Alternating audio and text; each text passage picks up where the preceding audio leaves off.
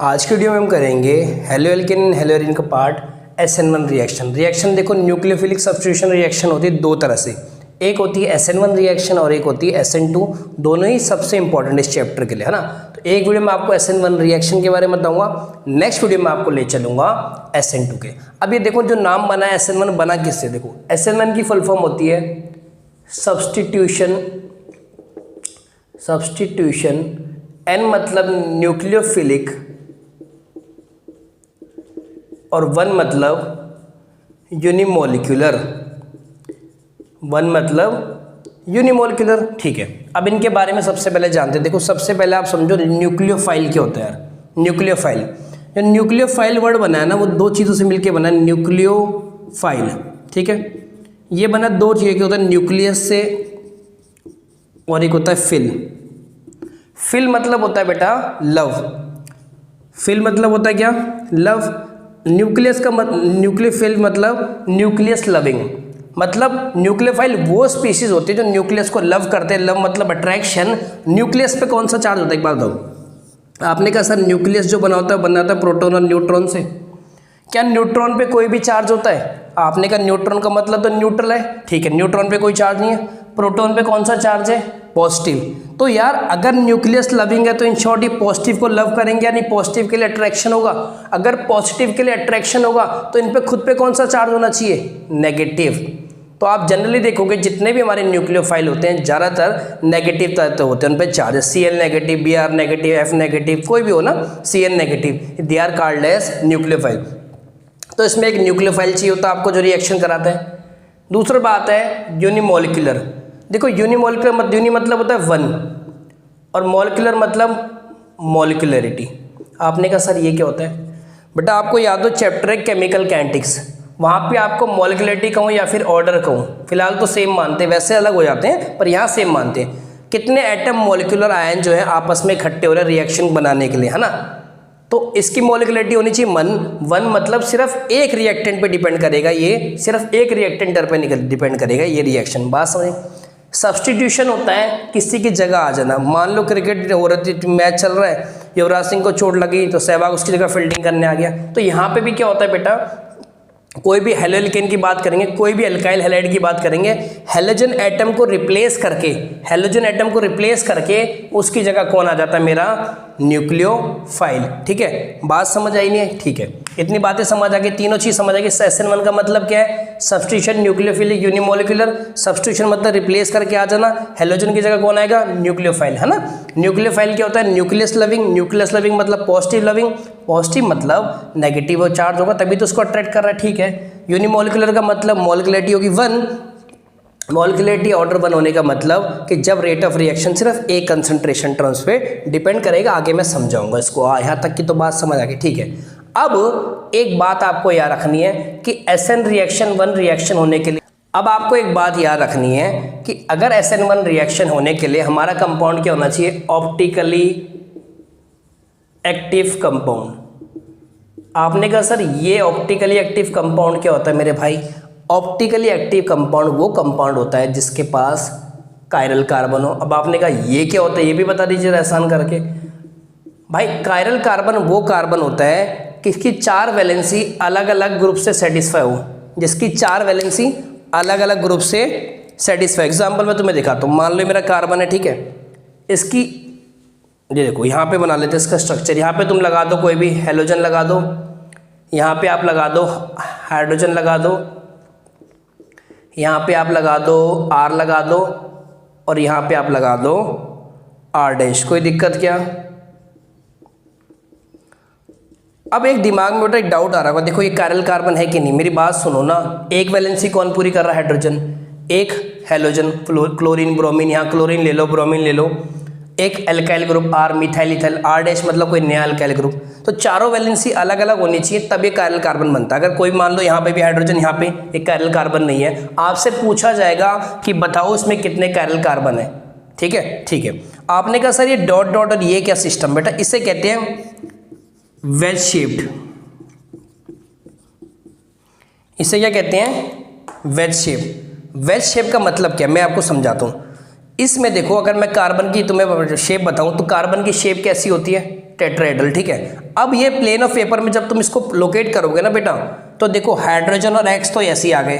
अब एक जो अल्काइल ग्रुप होता है अंदर की तरफ और एक अल्काइल ग्रुप होता है बाहर की तरफ, तो ये वाला जो होता है आपसे दूर है, मतलब ये इस तरफ प्लेन ऑफ पेपर में इस तरह है, और ये वाला जो है बाहर की तरफ है, यानी ऐसे। मतलब मैं एग्जांपल समझाऊँ ना तुम्हें, देखो ये लो, मतलब ये देखो कार्बन की शेप कैसी है, टेट्राहेड्रल है कि नहीं है। तो एक और ये तो प्लेन ऑफ पेपर में आ रहे हैं, और ये देखो एक अंदर की आर जो तुम्हें ऐसा दिख रहा है ना सेम में, एक बेटा अंदर की तरफ और एक बाहर की तरफ है, तो ये आर और आर डैश मैंने आपको बता दिए, ठीक है। अच्छा, और ऑप्टिकली एक्टिव का मतलब क्या होता है कि वो प्लेन पोलराइज्ड लाइट को घुमा देंगे। क्या करते हैं, प्लेन पोलराइज्ड लाइट को प्लेन पोलराइज्ड लाइट को जब आप पास करते हो तो इसको दो फेस, मान लो प्लेन पोलराइज्ड लाइट आपने ले ली, ठीक है। अब ये क्या करते हैं, या तो इसको डेक्स्ट्रो सीधे घुमाएंगे या इसको उल्टा घुमाएंगे बेटा। तो एक को कहते हैं डेक्स्ट्रो रोटेटरी और एक को कहते हैं लिबोरेटरी। हालांकि इसमें पढ़ना नहीं है आपने, सिर्फ आपको पढ़ना चाहिए कि ऑप्टिकल एक्टिव कंपाउंड चाहिए और वो क्या होना चाहिए, कायरल कार्बन, ठीक है। यहाँ तक हो गया, आगे चले मिटो दूसरे। चलो अब जो SN1 रिएक्शन होती है, देखो SN1 रिएक्शन मान लो यहाँ पे बना दो आप, यहाँ बना दो तुम हाइड्रोजन बना दो, यहाँ तुम बना दो R, यहाँ बना दो बेटा R डैश, ठीक है, R डैश, और यहाँ आप लिख दो, यहाँ तुम हेलोजन ऐसे ले लो, ठीक है। X मतलब क्या है, कोई भी हेलोजन, ठीक है। अब जब भी इस पर न्यूक्लियोफाइल अटैक करेगा ना, न्यूक्लियोफाइल यानी न्यूक्लियोफाइल अटैक करेगा ना बच्चा, तो होगा क्या, ये क्या बनाता है, रेशमिक मिक्सचर। और ये इस चैप्टर की जान है कि ये रेशमिक मिक्सचर क्या होता है।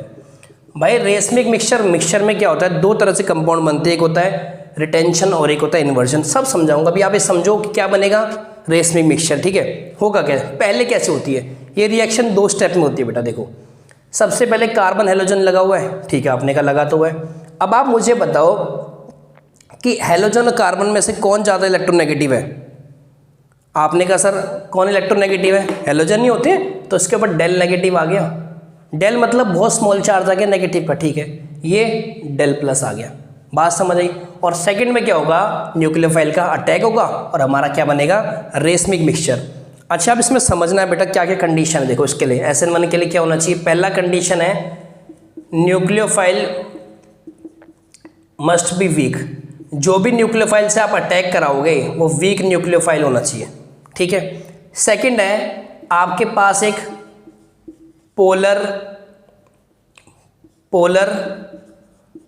प्रोटिक सॉल्वेंट होना चाहिए। आपने कहा सर ये पोलर प्रोटिक सॉल्वेंट क्या होता है। देखो यार पोलर मतलब पोलैरिटी होगी, पॉजिटिव नेगेटिव चार्ज आएगा, प्रोटिक मतलब उसमें एक हाइड्रोजन होना चाहिए। मैं आपको समझाऊँ, H2O की बात करूँ मैं, ये लो H2O ऐसा मान ले सपोज ना, H2O ही बन गया।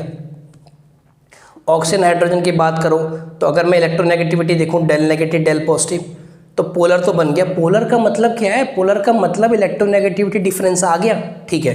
प्रोटिक का मतलब एक हाइड्रोजन होना चाहिए। तो polar protic solvent generally H2O को लेते हैं। H2O की खास बात क्या है, इसकी डाइलेक्ट्रिक स्ट्रेंथ बहुत ज़्यादा होती है और ये बॉन्ड को तोड़ने में मदद करता है। बस अब चलते हैं इसके मैकेनिज्म को समझते हैं, ठीक है। अब सबसे पहले आप बना लो, देखो कोई भी एल्केन ले लो, यहाँ बना लो आप R, यहाँ आप लगा दो हाइड्रोजन, यहाँ आप लगा दो क्या R डैश, है ना, शेड कर देना बेटा अलग दिखाने के लिए, और यहाँ आप लगा दो कोई भी, ठीक है।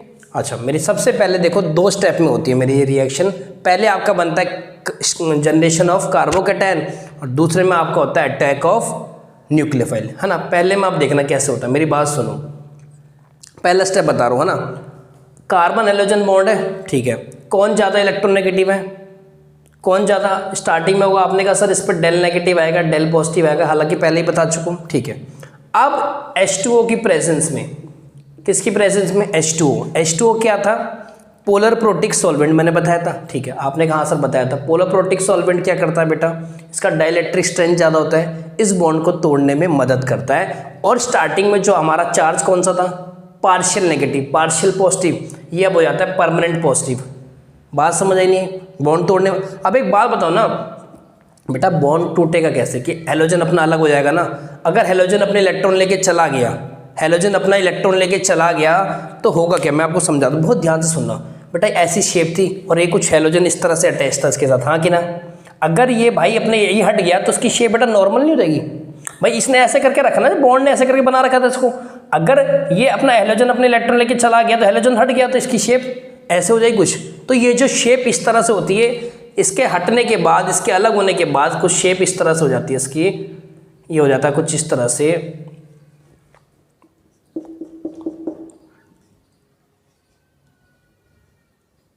आर, और यह बन जाएगा मेरा आर डैश और हाई। मतलब जो शेप स्टार्टिंग में कैसी थी अब वो बदल के कैसी हो जाती है, ट्राइगोनल प्लेनर, है ना। अच्छा एक बात देखो ना, इस पे जो पहले था पार्शियल पॉजिटिव, परमानेंट पॉजिटिव आएगा ना, क्योंकि हेलोजन तो अलग हो गया, हेलोजन अलग हो गया ना। तो आपने कहा सर इस तरह से शेप बन गई। अब मेरी बात सुनना, अब तुम ध्यान से मेरी बातें सुनते रहा करो, ठीक है। अब जो मेरा न्यूक्लियोफाइल है, मान लो कोई भी मेरे पास न्यूक्लियस को हटा दे ना, अब मेरा कोई न्यूक्लियोफाइल है, ठीक है। अब उसको अटैक करना है। भाई न्यूक्लियोफाइल का क्या काम है, अटैक करना या रिएक्शन पे बेटा रिएक्शन पूरी करना, ठीक है। अब न्यूक्लियोफाइल दो तरह से अटैक करता है, एक होता है यहाँ से अटैक करेगा, इसे कहते हैं फ्रंट अटैक, या फिर न्यूक्लियोफाइल पीछे से अटैक करेगा, इसे क्या कहते हैं बेटा बैक अटैक। बोलो हाँ कि ना, हाँ ठीक है। अब सुनो बेटा, अगर न्यूक्लियोफाइल मेरा फ्रंट अटैक कर रहा है, मतलब सामने से अटैक कर रहा है, तो क्या करेगा, कुछ नहीं होगा, जो आपकी शेप है कुछ इस तरह से रहेगी ना। इधर हेलोजन क्यों लगा दिया मैंने, इधर लगा दो एच बेटा, एच लगा दो, है ना। तो क्या आपकी शेप रहेगी, न्यूक्लियोफाइल ऐसे अटैक करेगा तो आपकी शेप कुछ इस तरह से बन जाएगी, सी पॉजिटिव एच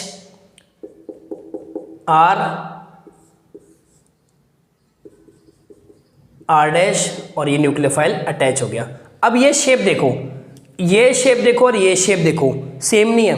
तो यार अगर आपकी शेप नहीं बदली, या आपके बेटा जहां पे जिस डायरेक्शन में थे उसी डायरेक्शन में, तो उसको कहते हैं रिटेंशन। रिटेंशन मतलब जो शेप पहले थी, जिस तरह से पहले अरेंज थे उसी तरह से अरेंज होना क्या कहलाता है हमारा, रिटेंशन। उसी तरह से तो अरेंज है देखो पहले। पर अगर ये बैक अटैक करेगा बेटा, देखो अगर बैक अटैक करा इसने, मान लो ये वाली केस, इसने अगर पीछे से अटैक करा, अगर मैं पीछे से अटैक करेगा, कोई ऐसे था तो ये ऐसे मुड़ नहीं जाएंगे, तो उस केस में आपका क्या बनेगा, सी पॉजिटिव इधर आएगा, न्यूक्लियोफाइल पीछे से अटैक करेगा, हाइड्रोजन इधर आ जाएगा, आर इधर आ जाएगा, आर डैश इधर आएगा। बात समझ आई नहीं आई? तो जब बैक अटैक हुआ तो शेप इस तरह से बेटा पीछे देखो, बैक अटैक का मतलब क्या है, ये कुछ इस तरह से था ना, मान लो इस तरह से था, इस तरह से था मान लो, अब इन्हें बैक अटैक करा तो ऐसे करके दी, ऐसे करके शेप मुड़ गई, तो ये क्या होगा, उल्टा हो जाएगा। इसे कहते हैं हम इन्वर्शन। बात समझ आई? और ये जो रिटेंशन वाली इमेज और इन्वर्शन वाली इमेज होती है, एक दूसरे की क्या होती है बेटा, मिरर इमेज। अगर इनको देखो एग्जाम्पल में सामने रखूँ ना, इसको मिटाओ तो क्या, चलो एक बार समझाए तो कैसे। मान लो रिटेंशन वाली थी, देखो रिटेंशन वाली कैसी है, hydrogen R R dash nucleophile, है ना, ये आ गया रिटेंशन।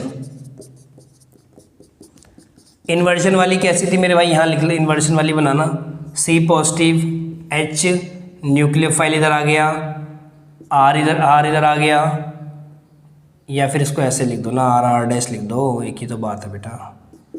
अब एक बात देखो, ये दोनों के दोनों क्या है, मिरर इमेज। तो ये हमेशा याद रखना कि दोनों मिरर इमेज, इसे कहते हैं रिटेंशन, इसे कहते हैं इन्वर्जन, और इन दोनों को मिला के हमारा क्या बनता है, रिटेंशन इन्वर्जन को रेसमिक मिक्सचर। बात समझ आई नहीं आई? तो रिएक्शन किस तरह से हुई दो स्टेप में। पहले स्टेप में आपका क्या था, कार्बोकैटायन बना, मैंने आपको टेट्राहेड्रल से ट्रायगोनल प्लेनर शेप हो गई। फिर क्या हुआ कि attack of nucleophile, weak nucleophile attack करेगा। दो तरह से अटैक होता है, एक फ्रंट अटैक, एक बेटा बैक अटैक। फ्रंट अटैक होगा तो बेटा वैसे ही रहेगा, उससे जुड़ जाएगा, उसे कहते हैं रिटेंशन। बैक अटैक होगा तो क्या बनेगा, इन्वर्शन, और रिटेंशन इन्वर्शन को मिलाते हैं तो क्या कहलाता है हमारा, रेसमिक मिक्सचर। ठीक है बेटा। अच्छा एक इंपॉर्टेंट बात है जो तुम्हें लिखनी याद रखनी है बेटा, कि क्या दो बातें तुम्हें याद रखनी है। अगर तुमसे कोई पूछे कि इस रिएक्शन का रेट डिटरमाइनिंग स्टेप कौन सा है, आपसे किसी ने पूछा कि रेट डिटरमाइनिंग स्टेप पूछा जाता है, तभी तो लिख रहा हूँ भाई, रेट डिटरमाइनिंग स्टेप कौन सा है। तो आपको माइनिंग से लिखी क्या स्टेप, हाँ आपको पता होना चाहिए जो स्लोएस्ट स्टेप होता है रेट डिटरमाइनिंग स्टेप होता है। कौन सा होता है, स्लोएस्ट। आपने कहा सर दो तरह से रिएक्शन हो रही, दो स्टेप में, एक होती है फॉर्मेशन ऑफ कार्बोकैटायन और सेकेंड है बेटा अटैक ऑफ न्यूक्लियोफाइल।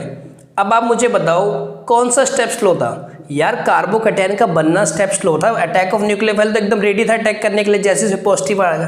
तो अगर आपसे कोई जो स्लो स्टेप दिया तो आप क्या कहोगे? Formation of carbocation. ठीक है। सेकंड है बेटा, अगर कोई पूछे कि भाई ऑर्डर ऑफ स्टेबिलिटी लगाओ कि कौन सा स्टेबल हो, तो आपको यार 3 डिग्री कार्बोकैटायन सबसे ज़्यादा स्टेबल होता है, फिर 2 डिग्री, फिर 1 डिग्री और फिर एल्काइल हैलाइड यानी CH3X। मतलब देखो क्या, अरे ये है 3 डिग्री यार, CH3 ये 3 डिग्री है। 2 डिग्री वाले में 2 लगे होंगे CH3, 1 डिग्री वाले में 1 लगा होगा CH3 और ये CH3X। बेटा आया समझ? तो अगर आपसे स्टेबिलिटी ऑर्डर बहुत इंपॉर्टेंट रट लो, 3 डिग्री कार्बोकैटायन सबसे ज़्यादा स्टेबल, आपसे कंपाउंड बना दी जाएंगे, नाम दे दिए जाएंगे और आपसे पूछेंगे कौन कितना स्टेबल है। तो आपको हमेशा रखना है कि 3 डिग्री कार्बोकैटायन ज़्यादा स्टेबल होता है, फिर 2 डिग्री होता है, फिर 1 डिग्री। इस वीडियो में बेटा करेंगे इतना ही। नेक्स्ट वीडियो में आऊँ कुछ और इंपॉर्टेंट टॉपिक के साथ, तब तक मिलते हैं आपसे नेक्स्ट वीडियो।